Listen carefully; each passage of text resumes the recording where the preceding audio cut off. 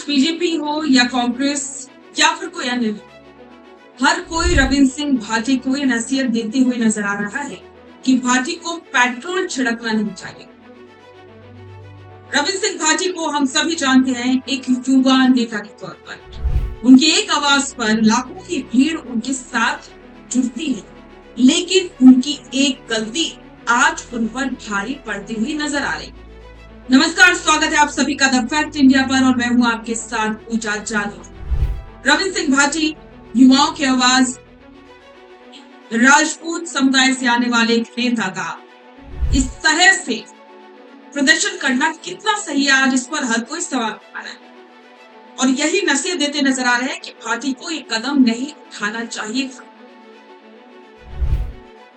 अब इसमें पूर्व नेता प्रतिपक्ष और बीजेपी के कद्दावर नेता राजेंद्र राठौड़ ने भी बयान दिया और उन्होंने ये कहा है कि प्रदर्शन करना, अपनी मांगों को सरकार के सामने रखना, आंदोलन करना सही है, लेकिन इस तरह से पेट्रोल छिड़क कर नौटंकी करना गलत।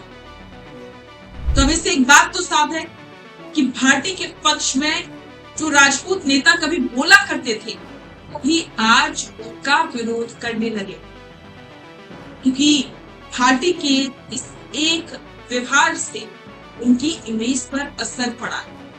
क्योंकि अब लोग ये कह रहे हैं कि इससे युवाओं में क्या संदेश जाएगा? क्या अपनी मांगों को मनवाने के लिए अपनी जान को जोखिम में डालना सही है? तो आज रविंद्र सिंह भाटी कटघरे में खड़े, उनसे तमाम लोग सवाल कर रहे हैं। उन्होंने तो जनता के लिए किया, उन्होंने गिरल लिग्नाइट से रिलेटेड जो भी मजदूर अपनी मांगों को लेकर धरना देना पिछले 45 दिनों से ज्यादा समय उनको हो गया है, उसको लेकर किया था और उन्होंने सरकार को, प्रशासन को जगाने के लिए कदम उठाया था, मीडिया का ध्यान अपनी तरफ करने के लिए उठाया था, लेकिन असर इसका बिल्कुल उल्टा हो रहा है।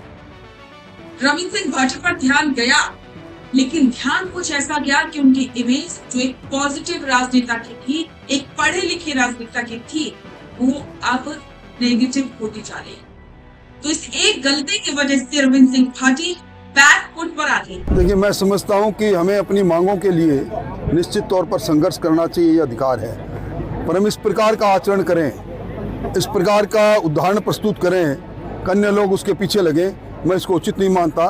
पेट्रोल छिड़ककर एक नौटंकी करना ये इस लोकतंत्र में, संसदीय लोकतंत्र में ठीक नहीं है।